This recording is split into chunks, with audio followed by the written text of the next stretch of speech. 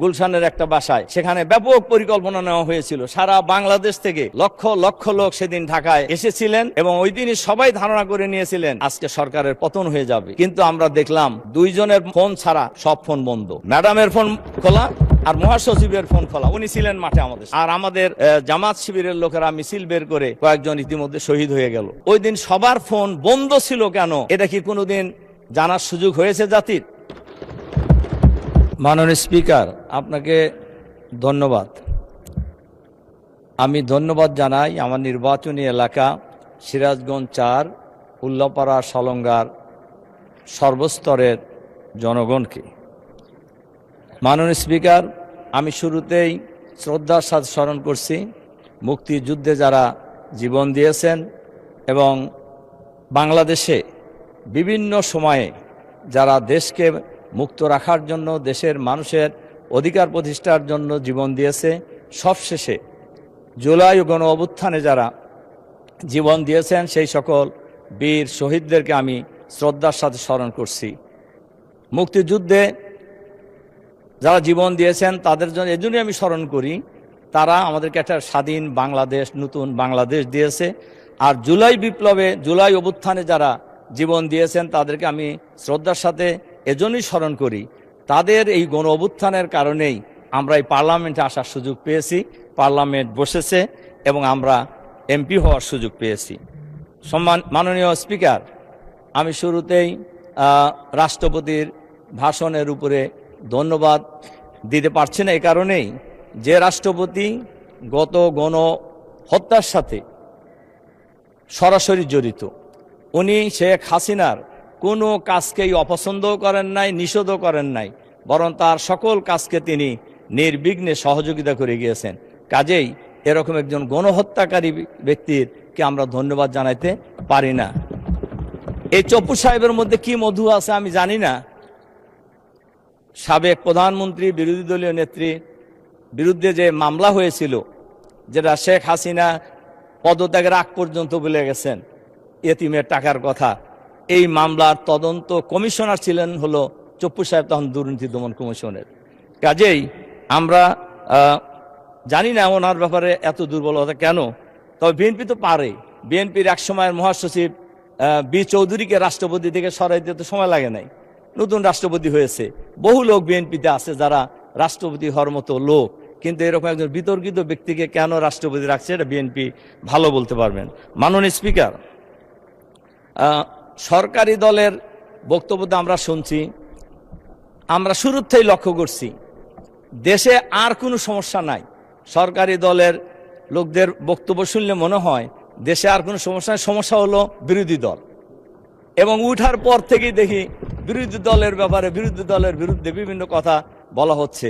আমাদের নেতা আজহারুল ইসলাম সাহেব আগে বলে গেছেন 91 সালে বিএনপি যখন সরকার গঠন করতে পারছিলেন না, সরকার গঠন করার মতো আসন পাননি, তখন জামাত নিঃস্বার্থভাবে বিএনপিকে সরকার গঠনের সমর্থন দিয়েছে।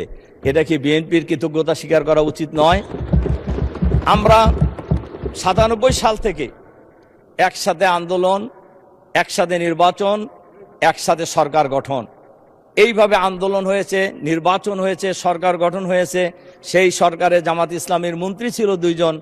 এটা জামাত এবং বিএনপির মধ্যে যে একটা সেতু বন্ধন ছিল, এটাই তো বোঝা যায়। কিন্তু এরপর থেকে জুলাই বিপ্লব, জুলাই গণ অভ্যুত্থান পর্যন্ত আমরা তো প্রায় একসাথেই ছিলাম। তখন তো কেউ সমস্যার কথা বলেন নাই। এবং বলা যায় এই স্বৈরাচারী আমলে এইখানে আমরা যারা আছি অনেকেই বলেছেন, আমাদের সরকারি দলের বন্ধুরা বলেছেন, আমাদের বিরোধী দলের বন্ধুরা বলেছেন যে আমরা এখানে জুলুম নির্যাতনের শিকার হই নাই, এরকম লোকের সংখ্যা খুবই কম পাওয়া যাবে। যেমন আমি এবং আমার পরিবার ফেসিবাদের আমলে জুলুম নির্যাতনের শিকার হয়েছি।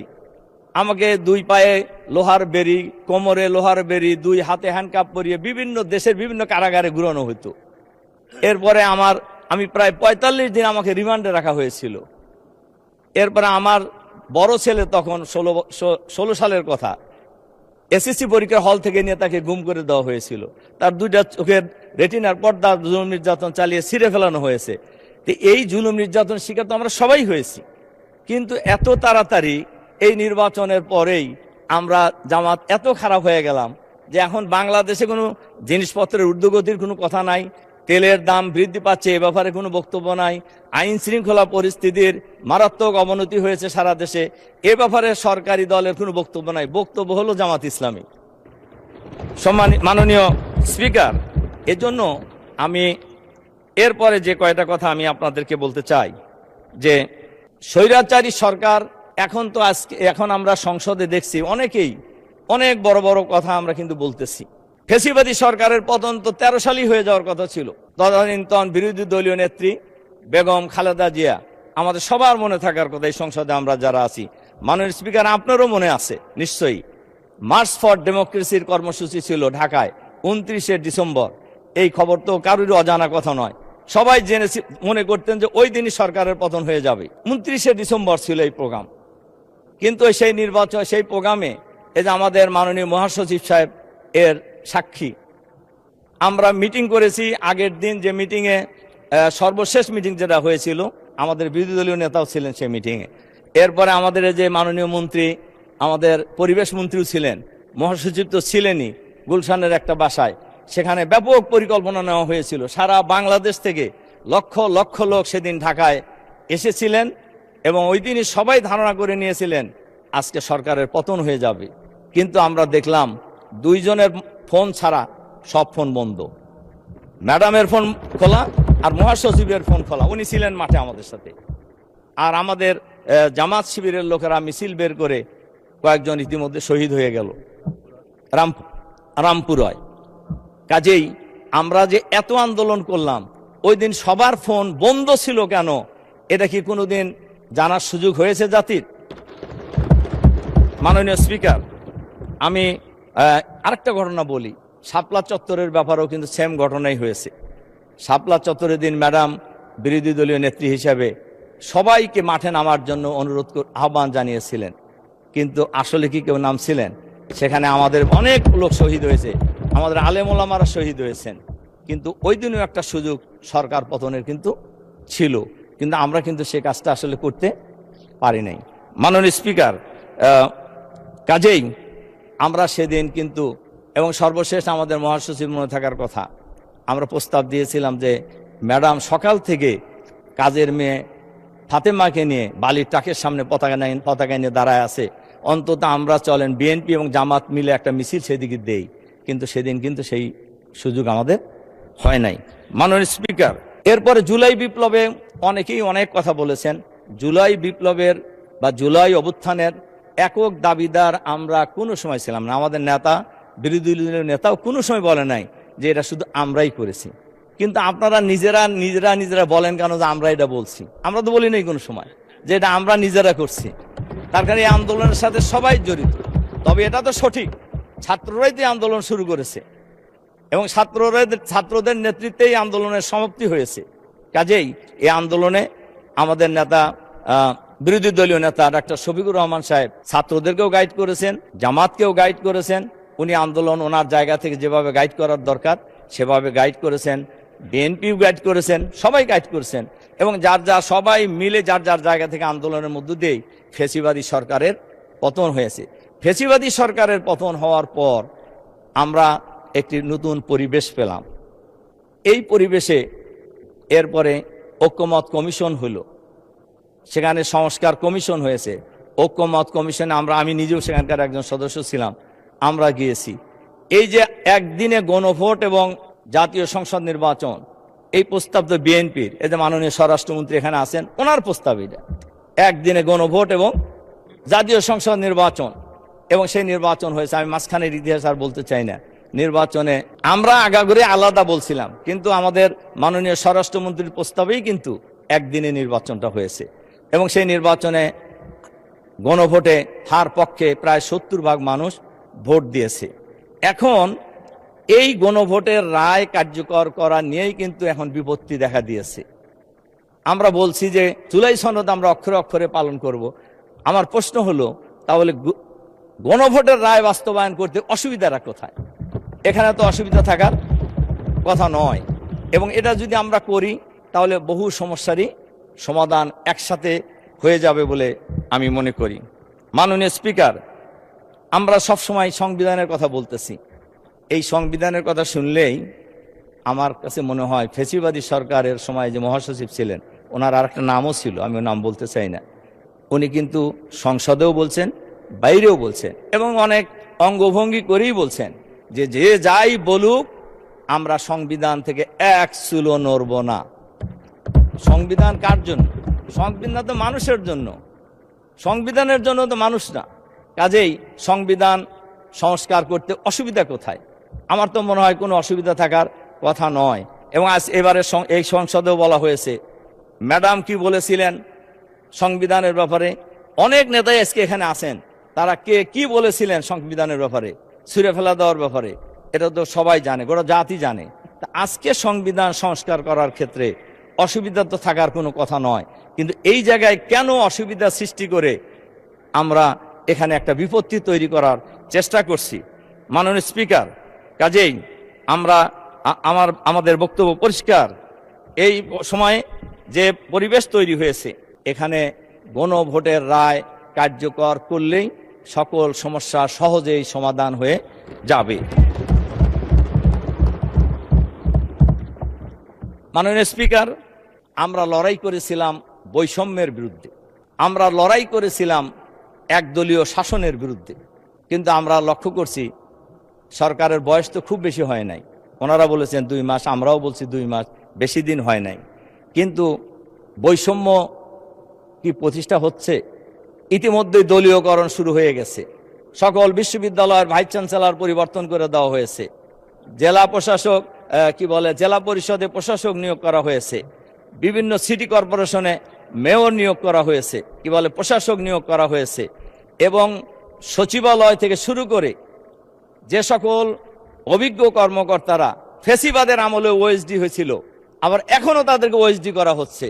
কিন্তু আমরা লক্ষ্য করছি ফ্যাসিবাদের দোসর যারা, তারা কিন্তু অন্তর্বর্তীকালীন সরকারের সময় তারা বহাল ছিল, আমরা তখনও বলেছি, এখনো বহাল আছে এবং তারা সুবিধা মতো পোস্টিংও পাচ্ছে এবং ক্ষেত্র বিশেষে প্রমোশন পেয়ে তারা সামনের দিকে এগিয়ে যাচ্ছে। আর যারা এই 16 বছর 17 বছর নিষ্পেষিত হয়েছে, নির্যাতিত হয়েছে, ওএসডি ছিল, অনেকের চাকরি চলে গেছে, এই লোক এদেরকে আবারও ওএসডি করা হচ্ছে। এক্ষেত্রে এই স্বাস্থ্য বিভাগে বেশি করা হচ্ছে, ডাক্তারদেরকে বদলি করার ক্ষেত্রে একেবারে গণহারে এক জায়গায় তার এক জায়গায়। শুধু ছোট্ট একটা উদাহরণ যদি দেই বোঝা যাবে, মুগদা মেডিকেল কলেজের প্রিন্সিপালকে ঢাকা মেডিকেল কলেজ বদলি করা হয়েছে, ওখানে জয়েন করতে দেওয়া হয় নাই তাকে। এরপরে দেওয়া হয়েছে মাতোয়ালি মেডিকেল কলেজে, সেখানেও তাকে জয়েন করতে দেওয়া হবে না। পরে আমি যতটুকু জানি মন্ত্রী মহোদয় হস্তক্ষেপ করে তাকে জয়েন করার ব্যবস্থা করেছেন। তাহলে কি মন্ত্রীর বাইরেও কারো পাওয়ারফুল লোক আছে বোঝা দিয়েছে, যারা মন্ত্রীর চাইতেও ক্ষমতা রাখে? মাননীয় স্পিকার, এজন্য আমি সবশেষে আপনাদের মাননীয় স্পিকার, আসলে সব জায়গায় কিন্তু আওয়ামী স্টাইলে দেশ পরিচালনার একটা লক্ষণ দেখা যাচ্ছে, যেটা কারোর জন্যই, আমাদের জন্য ভালো নয়, দেশের জন্য ভালো নয়।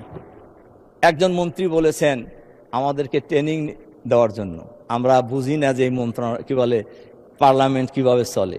আমি সেই মাননীয় মন্ত্রীকে বলবো, আমাদের মাননীয় স্পিকারের মাধ্যমে আপনার নিজের চেহারাটাকে আয়নাতে দেখেন যে আপনারা কি করতেছেন আসলে। কাজেই বিরোধী দলকে সবক দেওয়ার চাইতে নিজেরা সবক গ্রহণ করা সবচেয়ে বুদ্ধিমানের কাজ।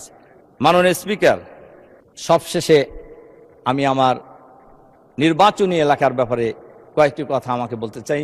আমি বিনীত অনুরোধ করব আমাকে কয়েক মিনিট সময় বাড়িয়ে দিবেন। মাননীয় স্পিকার, আমার নির্বাচনী এলাকা সিরাজগঞ্জ, উল্লাপাড়া, সলঙ্গা। আমার এখানে ভোটার প্রায় 5 লাখের কাছাকাছি, প্রায় 7 লক্ষ লোকের বসবাস। এইখানে এর মধ্যে একটি সলঙ্গা একটা এরিয়া আছে, যেটা বলা যায় উত্তরবঙ্গের প্রবেশদ্বার, এবং সবাই সে জায়গাটাও আমরা চিনি, যেহেতু উত্তরবঙ্গ যাইতে হলেই ওই এলাকার উপর দিয়ে যেতে হবে। সলঙ্গা এমন একটা জায়গা, ব্রিটিশ বিরোধী আন্দোলনের অন্যতম একটা সূতিকা। মাননীয় সদস্য 2 মিনিটের মধ্যে শেষ করেন। মাননীয় স্পিকার, আপনাকে ধন্যবাদ যে সময় 2 মিনিট বাড়াই দিয়েছে, 5 মিনিট দিলে একটু ভালো হতো আর কি। মাননীয় সদস্য, মন্ত্রীরা 7 মিনিট 6 মিনিট করে বলেছে। আপনি 15 মিনিট অলরেডি বলেছেন, আরো 2 মিনিট অ্যাড করলাম, 17 মিনিট। মাননীয় স্পিকার, শেষ করুন 2 মিনিটে। তাই সলঙ্গা যেহেতু একটা খুবই পরিচিত এবং রাজনৈতিক সচেতন এলাকা, এখানে একটা আলাদা থানা হয়েছে।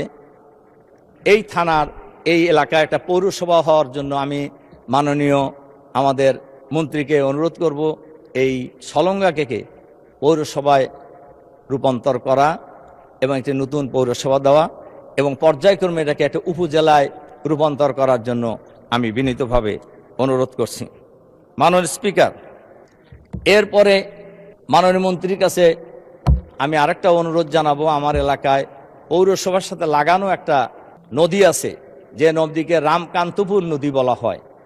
এখানে নদী পৌরসভার সাথে লাগানো, কিন্তু নদীর ওপারেই গ্রাম, পুরো একটা ইউনিয়ন, এবং এই ইউনিয়নের সাথে আমার সিরাজগঞ্জের আমাদের মাননীয় মন্ত্রী, খনিজ সম্পদ মন্ত্রী আছে, উনি জানেন, ওনার নির্বাচনী এলাকার লোকজনও এই নদী পার হয়ে যাতায়াত করে। যদি নদীতে ব্রিজ দিয়ে দেওয়া হয় তাহলে 1 মিনিটে পার হবে। ব্রিজ না হওয়ার কারণে 1 ঘন্টা লাগে খেওয়ার নৌকা পার হইতে। মাননীয় স্পিকার, আর যদি রাস্তা দিয়ে ঘুরে আসতে হয় তাহলে 20 কিলোমিটার ঘুরতে হয়। এজন্য আমি মাননীয় মন্ত্রীর কাছে অনুরোধ জানাবো এখানে অতি তাড়াতাড়ি একটি ব্রিজ নির্মাণ করার জন্য।